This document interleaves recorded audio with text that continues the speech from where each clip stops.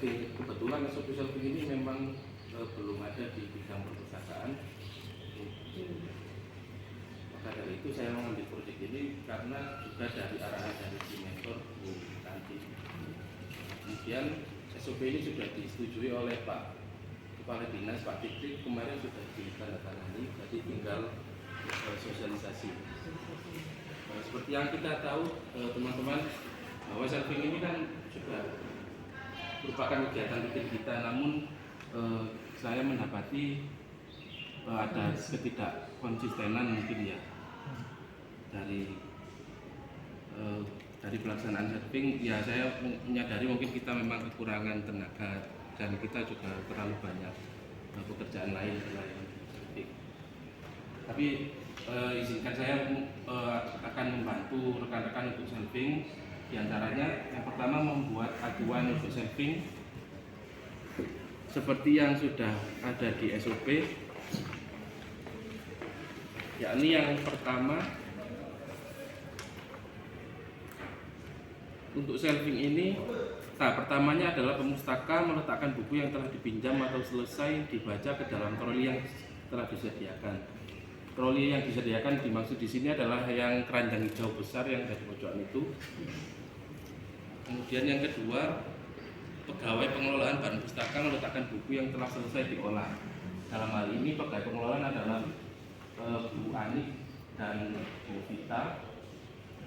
Kemudian petugas shelving mengumpulkan buku dari troli buku seperti yang biasa dilakukan oleh Mas Arif, Mas Taufik B dan Mbak dan Zoom.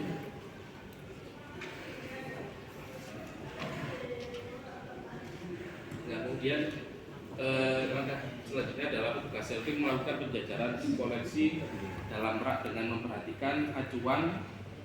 Yang pertama disusun berdasarkan jenis koleksi, misalkan koleksi umum, referensi, jurnal atau majalah. Kebetulan di ruangan kita ada ketiga jenis ini, yakni koleksi umum seperti buku-buku yang biasa dipinjam oleh pemustaka.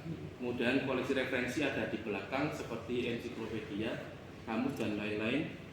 Kemudian koleksi jurnal dan majalah ada yang beberapa dari Pemkot dan majalah-majalah populer lain seperti Trubus dan kawan-kawan. Nah, koleksi ini disusun berdasarkan nomor klasifikasi dari urutan terkecil hingga yang terbesar. Seperti yang rekan-rekan lihat, setiap lemari ini kan ada kodenya mulai dari 00, 100, 200, itu merupakan nomor kode sesuai Dewey Decimal Classification. Nah, setiap kelas nomor ini mempunyai bidang ilmu yang berbeda-beda. Kemudian koleksi disusun menurut huruf, nomor atau kode lain. Seperti contohnya yang ada di gambar belakang seperti ini. Ini kode ini kan yang kita pasang di punggung buku biasanya. Nah, jadi bukunya nanti diurutkan. Aja ambil salah satu buku, terus ini kodenya.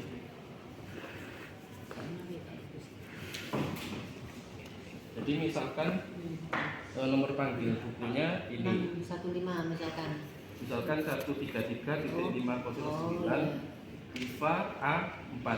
Nah, nomor DDC-nya yaitu 133.509. Terus IFA ini inisial 3 karakter dari pengarang atau penanggung jawab koleksi. Kemudian A ini adalah huruf awal dari judul. Kemudian kita memakai standar strip 4 ini untuk urutan eksemplar lebih dari satu.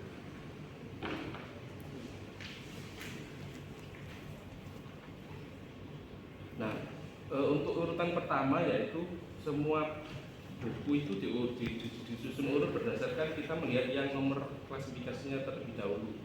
Misalkan nomor klasifikasinya sama, maka kita lihat di baris kedua yaitu pengarangnya. Jadi kita susunnya secara alfabetis. Misalkan ini kan IFA.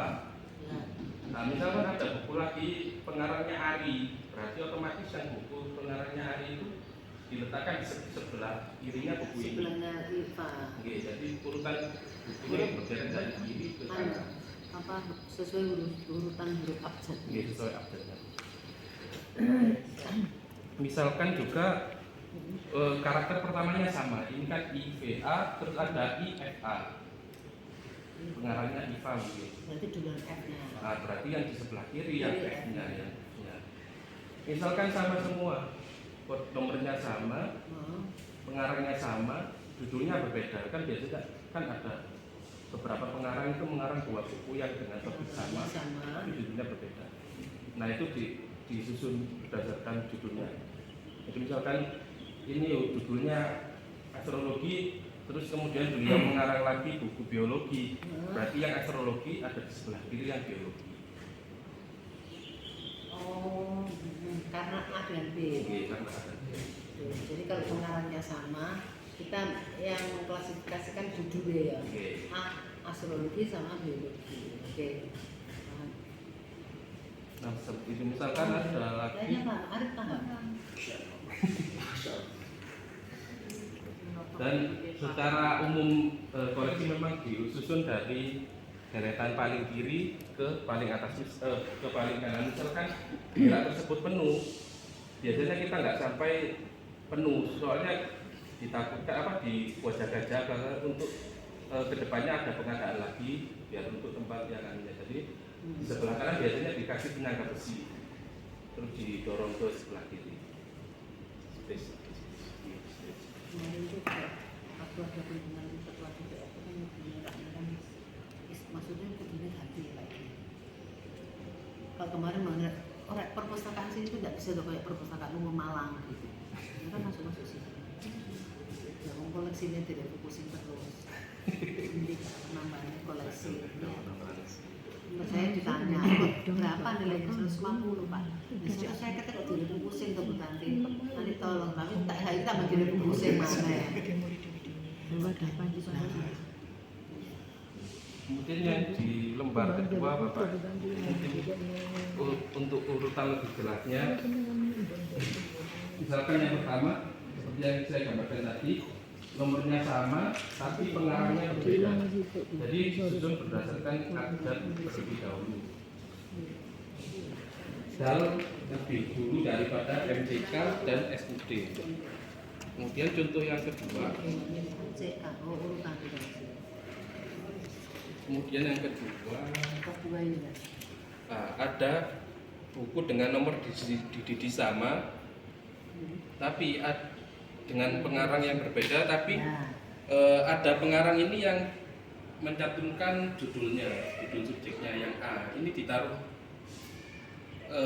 lebih belakang daripada yang tidak ada subjek judulnya, yang karakter awal judulnya. Misalnya ini 629 juga ini ya. Terus bawahnya kan ada A-nya. Nah itu disusun lebih kanan daripada yang tidak ada huruf pertama. Ini. Ini berarti judulnya apa ya? Sampai sini. Berarti ini cuma contoh saja. Nah, kemudian yang agak sulit ini yang nomor 3. Nomor kodenya itu digitnya berbeda jumlahnya. Misalkan 499.22.113. Terus ada buku lagi yang kodenya 449.22.13. Satu-satunya tidak ada ya? Oke, berarti ini didahulukan yang 113 karena yang jumlah digitnya tidak lebih banyak itu biasanya di belakangnya ada 0. Untuk lebih gampangnya 0 untuk menyamakan dengan jumlah digit koleksi yang lainnya. Jadi ini adalah 499.22.113 sama 449.22.130. Berarti kan antara 1 dan 3 kan lebih dulu yang 1, yang digit 1 yang kedua.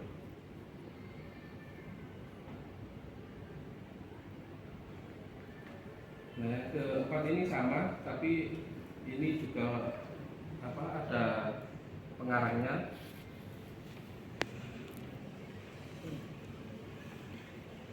Yang kelima juga sama sesuai apa? Sesuai kata kelas. Yang contoh nomor 4 ini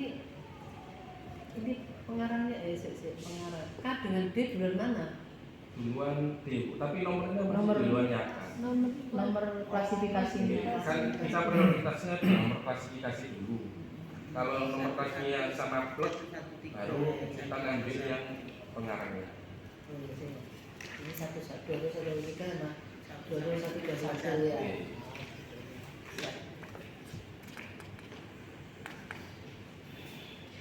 Kalau untuk koleksi jurnal atau acuannya sampai kurang lebih sama seperti ini. Oh, itu kemarin mungkin nggak sih? Lah ada nggak ya? Iya. Nah untuk contoh yang terakhir untuk yang koleksi berjilid. Koleksi berjilid ini untuk buku yang aslinya tebal tapi dicetak terpisah, dipisah-pisah gitu.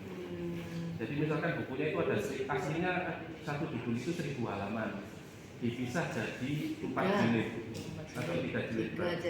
Ya, berarti yang volume pertama ada di sebelah paling kiri daripada volume selanjutnya. Karena kodenya sama, pengarangnya kode ya. Satu buku kan itu sebenarnya. Mungkin satu Cuma tebel. bisa. Biasanya yang berjilid-jilid ini yang kayak ensiklopedia atau kitab-kitab Islam yang besar-besar. Iya.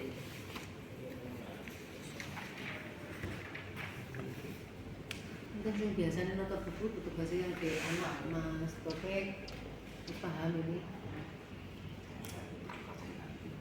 Nah, gue ngerti orang tadi. Ya, ya, Pak. Iya. Teman-temannya, Pak. Teman-teman. Mak nunggu paham ya. Arif juga Pak. Pasti kita aja ya. Baik, terima kasih. Mungkin ada tambahan dari Pustakawan Bapak senior. Pak Edi dulu. Ya, Mas Muhammad. Mas hendak nulis Mas. Aku warung. Sampai selesai Bu videonya. Bali. Ini ngantuk ini kan. Ya, terima kasih Pak Toy sudah menyampaikan beberapa hal ini tentang selfing Iya, sampai buku. buku dan teman-teman mungkin bisa Jadinya ke Jepang Bu. ya, Musuh ini kan kabel musuh. Ya apa itu? mungkin teman-teman ada yang mau ditanyakan ya, Iya. karena sudah dijelaskan pasti ada pertanyaan. Siap. Kalau tidak ada pertanyaan berarti mungkin bisa ada dua kemungkinan. Ngerti apa bukan ngerti? Dan kalau sudah bingung, pasti tidak ada pertanyaan pasti. Apa Arif IGF?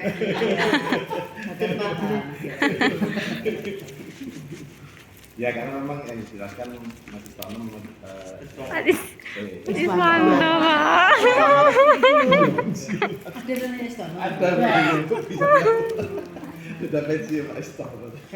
Mas Iswanto ya ini sudah mungkin mewakili dari apa yang dari apa untuk selfing rumah selfing buku ini memang pekerjaan yang memang sedikit ruwet ya. Ruwet dalam arti memang jangankan kita menata buku ya, menata baju di rumah aja ruwet.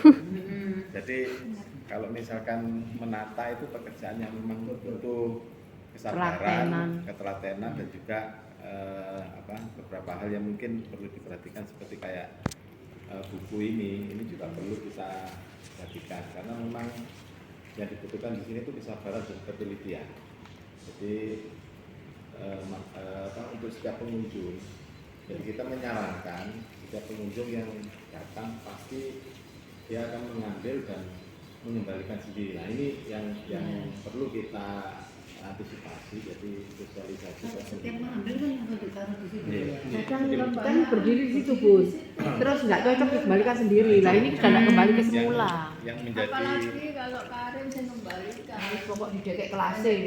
Iya. Nggak urun lo iya dari. Mergane saiki ono rapat itu dibenekno, ojo iya tok ngono. Siap. siap. Yes. Nah, di sini juga kita perlunya adanya edukasi untuk pengunjung. Jadi perlunya adanya edukasi untuk pengunjung. Jadi mungkin itu aja mungkin yang Tambah Pak Edi. baik.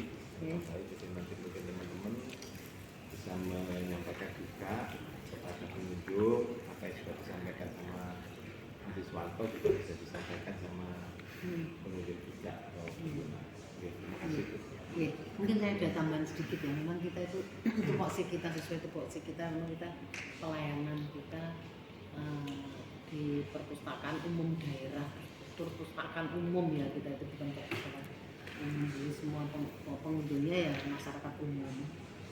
Jadi memang kita terutama yang bertugas masalah yang buku yang di perpustakaan ya kudu sabar, telaten. Namanya pengunjung itu kan tidak sama, ada yang ngerti dan ada yang tidak gitu. Jadi saya minta pustakawannya, saya mau ngomong pustakawannya dulu itu kan juga minum pustakawan, kita kedatangan pustakawan ada tambahan 3 diambil 1 ya, tinggal 2. Padahal Pak Titis kemarin bilang ke saya, padahal harus sih harapannya gini-gini, Iswanto gini kan, masalahnya gitu Pak Titis itu masih bantu Pak Adi sama ini. Jadi aku lihat ngurungane uti ku ngeletak saling buri ku anu terus apa? Nulis buku. Iya. Jadi saya minta ya untuk pustakawannya semua podo-podo nulis kabeh ngolah buku itu ya dia. Sementara ini Enti terus sama Mbak Uma sama Pak Edi. Karena Pak Edi minta di sana kalau ingin dibantu. Di belakang semua Pak. Dan Dimas. Dia lepas Ada. Pak Edi ini tiap hari ngolah buku juga kan? malah pikiran lu. Terus rasa-rasa dari rencana bulu ini terus terang aja ya. Wis kesel dari Kita ngolah YouTube, sebenarnya ngolah wis. Iya. Ya, saya minta kekompakan untuk yang nulis buku ini ya, foto-foto Pak Edi tolong dibantu Bu Ani kalau Bu Ani membutuhkan. Bukti mulai terbatas kayak aku kaki wis anu ya arep rawi gak iso ya. Nanti ya terus nyambut gawe terus nang mburi. Nah, nek ngantuk ya anu ati Segernya semua. Nah ini kayaknya Busum sama Mas Topik B, yang Mas Topik di bagian sana. Siapa Busum yang balik-balik buku di sana? Ini ya? Busum. Tapi mesti dari Tapi dia tetap ngoten niku. Enggak mau berusaha. pengelolaan kalau Mas Es kan Mas Es itu sekarang nggak dari PRT ini dulu, jadi Biasanya berterusan. Berkelanjutan. makanya saya kalau di situ kan aku gaptek dengan Mas Es, Pak Es saya mau menghadap, saya akan kursi. Monggo Mas Es duduk Mas Es. Baik, apakah ada pertanyaan dari rekan staf perpustakaan? Sepintas kayak aku muda. Ini yuk, kapan yuk? Mau lewat. Calon. Matanya kematangan nih. Kerek itu. Ngambang sampai awal putih.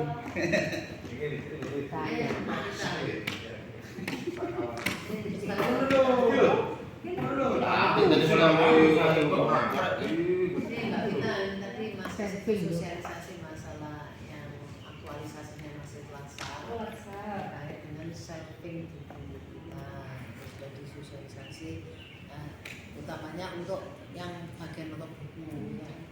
Setelah dibaca itu Pak Edi sudah ngasih masukan, mungkin Pak Tintas mau ngasih masukan juga terkait kalau penataan buku.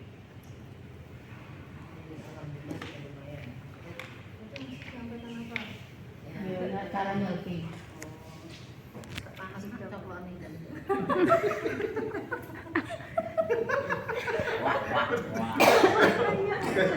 Kata-kata operasi.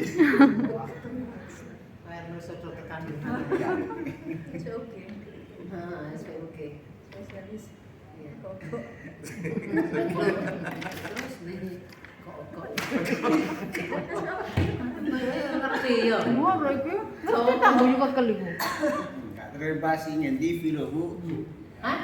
Kalau mantan istri, mantan suami.